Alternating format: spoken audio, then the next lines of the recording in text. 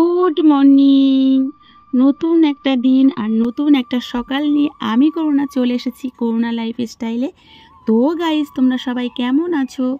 আশা করছি তোমরা সবাই খুব খুব ভালো আছো। তো বড়দের প্রণাম আর ছোটদের ভালোবাসা নিয়ে শুরু করে দিলাম আজকের ব্লগ। তো ঘুম থেকে উঠেই বিছানাটা পরিষ্কার করে নিচ্ছি, এটা আমার রোজকারের রুটিন। আর প্রচুর বৃষ্টি হচ্ছে রাত থেকে, বৃষ্টি যেন আমাদেরকে ছেড়ে যেতে চাইছে না। এত বৃষ্টি এত বৃষ্টি, বৃষ্টির কারণে কি করে যে কাজ করব সেটাই এক অবস্থা। আমি তো ভয়েসটা করছি বিকেলে, আর সারা দিন কাজ করছি ভিজে ভিজে, কভার ভিজেছি, জামা কাপড় তো পুরো সব ভিজে, কি অবস্থা, কি করে যে শুকানো হবে আজকে একটুও কোনো পরিস্থিতি নেই। সারাদিন কালকে রাতের থেকে শুরু হয়েছে, তার আগে দুদিন তো প্রচুর গরম দিয়েছিল। তো যথারীতি আমার বিছানা পরিষ্কার করার পরে পাপাই সোনা স্কুলের বই টই রেডি করে আমার জানলার গাছগুলোর ওখানটায় এসেছি।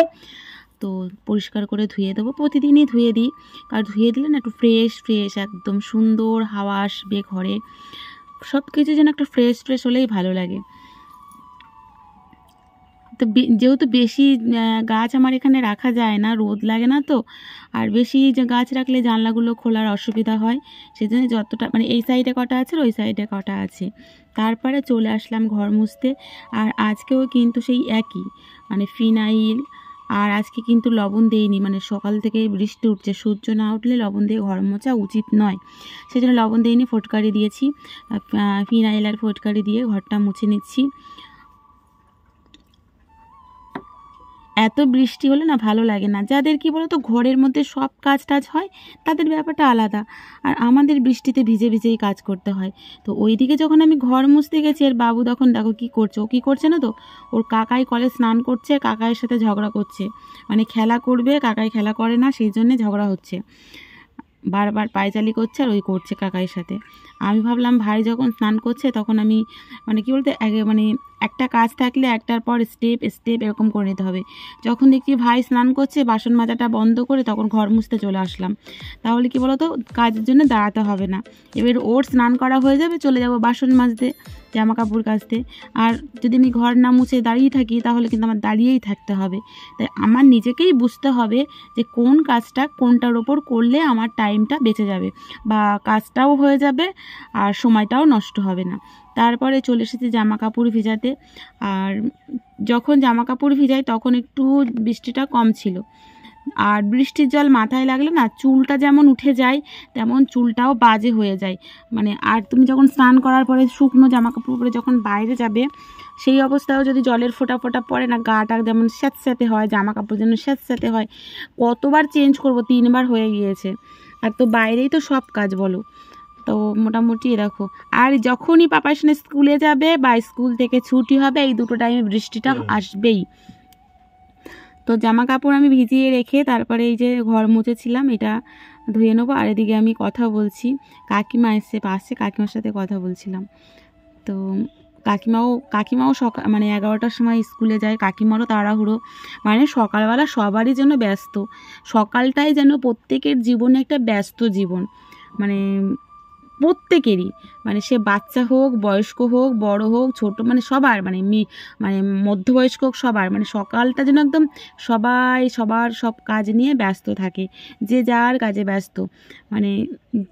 এইবার তারপরে আমি বাসনটা মেজে নিচ্ছি, বাসন বেশি নেই, আমি রাত্রেই যত সম্ভব যতটা পারি মেজে নিই। আর জানি সকালে বৃষ্টি হলে ভিজে ভিজে বাসন মাজতে হবে। তারপরে ভাই স্নান করবে, কাকিমারও কাজ এক জায়গায়, মাছ কাটা দুজনারই একসাথে হয়, কাটি দুজনে একসাথে, অসুবিধা কিছু হয় না। তো দেখো, আর কালকে ওই যে প্রেশারটা বের করেছিলাম, ছোটো প্রেশারটা, সেটাও ধুয়ে নিচ্ছি। বেশি কিছু বাসন আমার নেই, বললাম রাতে সবটাই রেখে দিই, সকালের জন্য বিশেষ কীরকম রাখি না। তো যথারীতি বাসন মাজা হয়ে গেছে, এবার জাস্ট জল দিয়ে ডলে ডলে ধুয়ে নেবো। আর তোমরা বৃষ্টিতে তোমাদের কার কার বৃষ্টি ভালো লাগে, বর্ষাকালটা কার কার ভালো লাগে? আমার কিন্তু একদমই ভালো লাগে না। আর আমি কিন্তু বাসন মাজার পরে এরকম একটা ওই কসবাইট দিয়ে আবার এরকম করে ডলে ডলে নিই, তাহলে কি বলো তো ওই যে সাবান লেগে থাকা বা সাদা হওয়ার কোনো সম্ভাবনা থাকে না। তারপরে এই যে ধুয়ে নিচ্ছি। আর কলটা দেখেছো কি সুন্দর, বসে বসে কল পাম্প করা যায়, আর জলটাও কিন্তু খুব ভালোই ওঠে। গরমের সময় এরকম জল ওঠে, সব সময় জলটা ভালোই ওঠে। মানে আমার এই যে কল পাম্প করে কাজ করি, অতটা কষ্ট আমার কিছু মালুম হয় না। তো বাসনটা রেখে দিয়ে আসি, আর তারপরে চলে আসলাম জামা কাপড়গুলো কেচে নেবো। আর ওইদিকে বাবুকে আবার বাবুর স্নান করা হয়ে গেছে। ও একেবারে ওর ব্রাশটা রেডি করে দিয়েছি, দিয়ে ওকে ও স্নান করে নিচ্ছে। করার পরে তারপরে আমি জামা কাপড় কেচে আমি আর কি ওর খাবারটা রেডি করে ওকে বসিয়ে দিয়ে আসবো। স্নান করার পরে ওটা করব, তারপরে ও বেরিয়ে যাওয়ার পরে পুজোটা দেবো। তারপর আমি ভাবলাম জামা কাপড়গুলো ভিজতে ভিজতে একটু শাখাটাও পরিষ্কার করে নিই, যেহেতু আজকে শুক্রবার আছে। এই তো বৃহস্পতিবার গেছে, গতকাল শাখাটা পরিষ্কার করতে পারিনি। আর আমাদের এখানে নোনা জল না, নোনা জলে কি হয়, একদিন পরিষ্কার না করলে লাল হয়, ওই যে শাখার যে ডিজাইনগুলো থাকে না, খাঁচে খাঁচে যে জলটা জমে গিয়ে। আর আমি প্রচুর জলে কাজ করি, সবসময় মোটামুটি আমি জলে কাজ করতেই থাকি। মানে এই যে আমার সকাল থেকে শুরু হয়েছে, এখন সে বিকেল, মানে যতক্ষণ না পাপার সঙ্গে স্কুল থেকে এসে খাওয়া দাওয়া না মিটবে ততক্ষণ জলটা কমবে না আমার, এই এতক্ষণ চলবে, মানে কাজ চলবে, কাজও চলবে, জল ঘাটাও চলবে। তো যথারীতি আমি স্নান সেরে চলে এসেছি। একটু ওয়েদারটা একটু পরিষ্কার মতন হয়েছিল, কিন্তু ওটা ক্ষণিকের জন্যে। তো আমি ভাবলাম জলটা যদি ঝরে যায় তাহলে, মানে জলটা যে পড়ছে ওটা যদি ঝরে যায় তারপরে অন্য জায়গায় দিয়ে দেবো। কারণ আমাদের এখানে না প্রচুর কলে তোমার নোনা জল, প্রত্যেকটা কলে নোনা জল, এখানের কলের জল খাওয়া যায় না। অনেক ডিপ করলে তারপরে হয়তো কিছু হতে পারে, তো সেটা অনেক টাকা খরচা, সেটা আমাদের পক্ষে সম্ভব নয়, তাই আমরা সেটা ভাবিও না। আর এখানে জামা কাপড়ের ওপরে দড়িতে এত পিঁপড়ে হচ্ছে কি বলবো, লাল লাল ছোট ছোট পিঁপড়ে। তো সেইগুলো আবার জামা কাপড় তোলার সময় সেটাকে আবার বেছে বেছে দেখে নিতে হবে। মানে এই জল ঝরে গেলে যদি বৃষ্টি না হয় তাহলে কি ছাদে গিয়ে আসবো, আর যদি বৃষ্টি হয় তাহলে আর বলার কিছু না। কিন্তু প্রচুর মেঘ করে আছে। ওদিকে পাপাই সোনাকে রেডি করিয়ে খাবার দিয়ে এসেছি, এবার ওর খাওয়া হয়ে গেলেই আমি পুজোর কাজে যাবো। এবারে সব কাজ মোটামুটি ওইদিকে হয়ে গেছে, স্নান মানে বাসি কাজগুলো সব করে স্নান টান সেরে এই যে চলে এসেছি, জামা কাপড় মেলে এবারে দিয়ে দিচ্ছি ভাতটা বসাবো। তো মোটামুটি ভাতটা বসিয়ে দিচ্ছি, ভাতটা বসিয়ে দিলে তারপর ঠাকুর বাসন মাজতে যাব, পূজা দেবো, ভাতও হয়ে যাবে। মানে এদিকে আমার কাজও হয়ে যাবে, ওদিকে আবার ভাতও হয়ে যাবে। তো যখন সকালে না কারোর যদি এরকম দেরি হয়ে যায় না, এরকমই করে নেবে। তো তারপরে দেখো আমি মানে একটু পেঁপে আর আলু সিদ্ধ দেবো, সেই জন্য পেঁপেটা একটু কেটে নিচ্ছি। আর তোমরা দেখলে বুঝবে যে এই সিঁড়ির নিচে না আমাদের এখনও ঘরের কাজ কমপ্লিট হয়নি, আর এখনও সেইভাবে জিনিসও গোছানো হয়নি, ছড়ানো ছিটানো ওইভাবেই চলছে। তো তোমরা কিছু মনে করো না, আসলে যতক্ষণ না কমপ্লিট না হবে ততক্ষণ তো সেইভাবে গুছিয়ে রাখা সম্ভব না। আর অল্প জায়গা জিনিস অনেক হলে যা হয়। তো চালটা ধুয়ে নিয়ে আসলাম, নিয়ে এসে চালটায় দেখো প্রণাম করে দিয়ে দিচ্ছি হাঁড়িতে। তো তারপরে চলে এসেছি ঠাকুরের ঘরে, মানে ঠাকুর ঘর থেকে বাসন টাসন নিয়ে চলে এসেছি কলতলাতে। আর এই যে পিতাম্বাড়ি দেখেছো, আমি এই পিতাম্বাড়ি দিয়ে ঠাকুরের বাসনগুলো একদম চকচকে করে নেবো। তবে গ্লাস টেলাসগুলো না বেশি দিন যায় না আমার, এই নিয়ে 3টে গ্লাস নষ্ট হয়ে গেল, মানে ফেটে যায়। এই পিতাম্বাড়িটা একটা অ্যাসিডের মতন, মানে তোমার জিনিসগুলোকে পরিষ্কার সাদা করে দিচ্ছে, তার মানে কি অ্যাসিড টাইপের, যেমন অ্যাসিড দিলে পরিষ্কার হয়ে সাদা হয়ে যায় সেরকমই। তো তবুও মানে এখানে নোনা জলে যেহেতু মাজলে না লাল হয়ে যায়, কালো হয়ে যায়, তুমি না মাজলে, 2 দিন না মাজলে তার দেখতে হবে না, কালো হয়ে যাবে। তো সেই জন্যই পিতাম্বাড়ি দিয়ে মেজে নিই, তাহলে চকচক না হলে দেখতে ভালো লাগে না। এই তো আমার আজকে ঘটিটা আজকে মেজেছি, তো মানে আজকে মেজেছি, মুছে আবার শুকনো কাপড় দিয়ে মুছে নেবো, তারপরেই আজকের দিনটাই ভালো যাবে। এবার কালকে থেকে আবার যা তাই, তো জন্য আমি প্রতিদিনই মাজি এরকম। তবে টাইম বেশি লাগে না, রেগুলার মাজলে টাইম লাগে না। তুমি পিতাম্বাড়ি শুকনো করে দিয়েও মাজা যায়, তো আমি একটু ভিজিয়েই মাজি, তাহলে আমার তাড়াতাড়ি হয়ে যায়। আর যেহেতু কর্পূরদানিটা রোজই কর্পূর ধরায়, তার জন্য একদম ভেতরটা কালো হয়ে গেছে। তো কাকিমাও এসেছে বাসন মাজবে, তাই আমি বললাম একটুখানি দাঁড়াও। আর সবারই তাড়াহুড়ো বললাম না, ওই জন্যই আমি বললাম আমার হয়ে গেছে ঠাকুরের বাসন মাজা, জাস্ট ধুয়ে নেবো। তো ফাইনালি বাসন ধোয়াও হয়ে গেছে।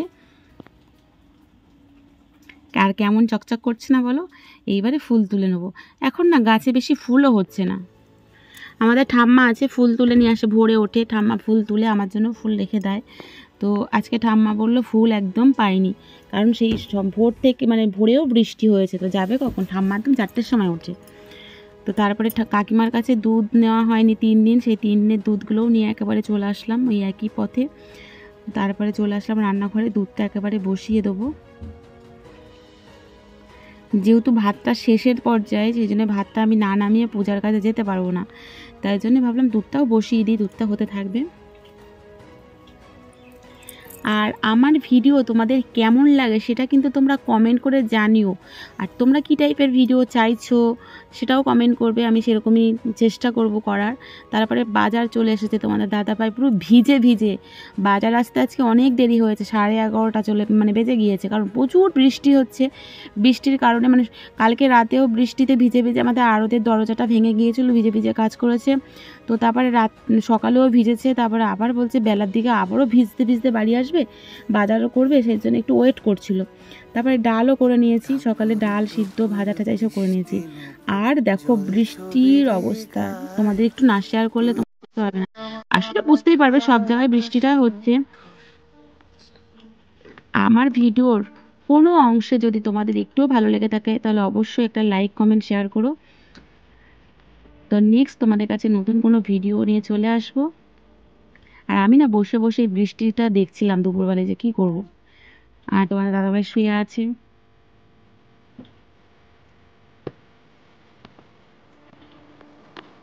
তো গুড ইভিনিং, টাটা, জয় রাধে মা। ভিডিওটা কেমন লেগেছে অবশ্যই কমেন্ট করে জানাও।